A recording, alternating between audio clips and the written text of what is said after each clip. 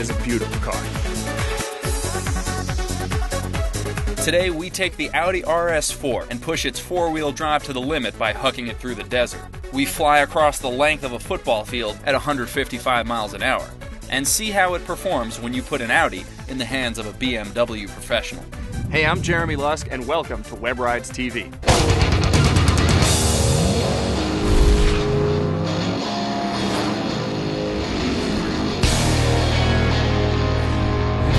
Until recently, if you were saddled with the unfortunate burden of being a young, rich, attractive, urban-dwelling male, your choice of sporty, business-class cars was somewhat limited. You had the Audi S4, a great car in its own right, kind of lacking in raw testosterone though, so you'd probably have gone with the BMW M3, which is considered by many to be just the greatest example of human engineering basically since we built the pyramids. But the M3 has gone on vacation, and it won't be back till sometime in 2008. So with its major competition sitting this round out, Audi decided to try and steal the show. This is the RS4.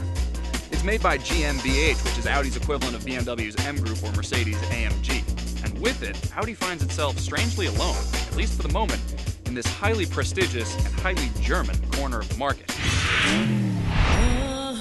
From a distance, it may look like just another A4, but when you get right up in its face, you start to see what all the fuss is about.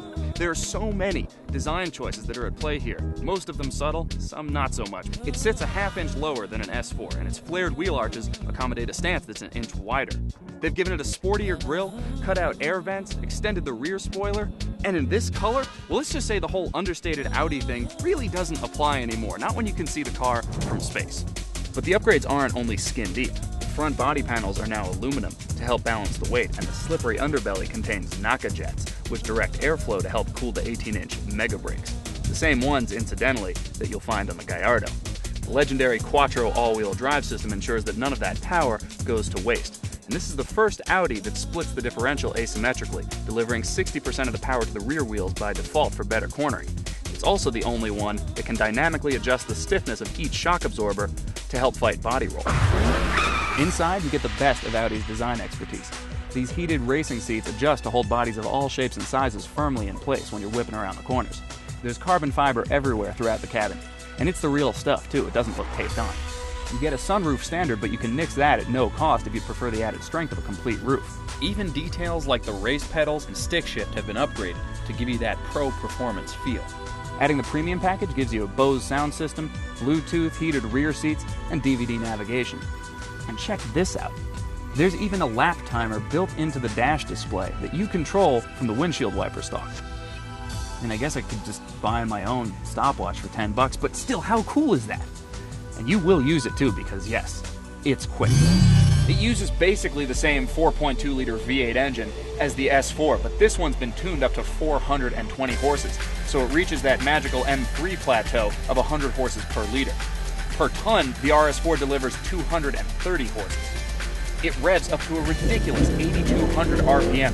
Peak torque is 317, but that's not the really special part. What makes this engine amazing is that 90% of that torque is available between 2,500 and 7,000 RPM. 0 to 60 takes 4.8 seconds. Top speed has been capped to the usual 155 miles an hour. Now at this point you're probably thinking that 155 miles an hour isn't nearly enough to get supermodels to sleep with. Well, we've prepared a demonstration. See, this is 300 feet, or as the world has come to know it, a football field. And this is how long it takes a four-door sedan to cover that distance going 155 miles an hour. Yeah, I think you'll be okay. So to help us put the RS4 through its paces, we decided to enlist the help of a professional.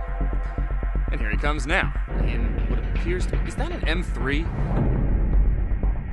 Well, that is Mark Norris, and he is the owner of a BMW tuner shop. Hey, I'm Mark Norris. I'm from the Bavarian Workshop. I'm a longtime BMW professional with a tuning shop in LA. See, we figured the best way to push the RS4 to its absolute limits was to put it in the hands of a completely unbiased Beamer fan. I just drove my M3 2 hours out here to give a road test of this Audi RS4. Enjoy. Feels good, got great torque, good acceleration. Steering's pretty good. Wow. Awesome brakes.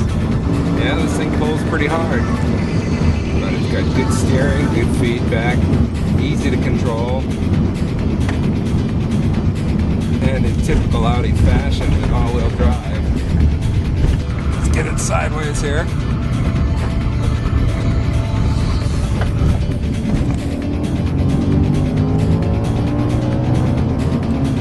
Get a little intervention there from the traction control. CD, DVD player, satellite radio. Let's let her rip and see what she'll do. Get it up to 100. Need 120. 140 miles an hour. Just about 7,000 RPM, 145 miles an hour.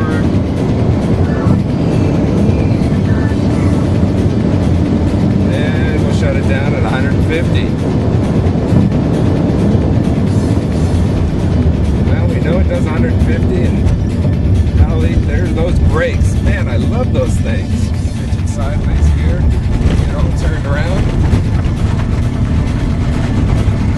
This thing's got what it takes. My personal preference, I like it to be a little bit more balanced when you're pushing it right out on the edge. Nice. The clutch stuck on the floor. Alright, we broke it. There you have it, straight from the competition's mouth. It's got the power, the handling, and the noise. The Audi RS4 has what it takes. Is it better than an M3? We'll leave that for the philosophers to figure out. But the fact is, there is no M3 right now, and there won't be until late 2007. The Audi RS4 is the new performance benchmark. Thanks once again to Mark Norris for helping us out today. I'm Jeremy Lusk, and thank you for watching WebRidesTV.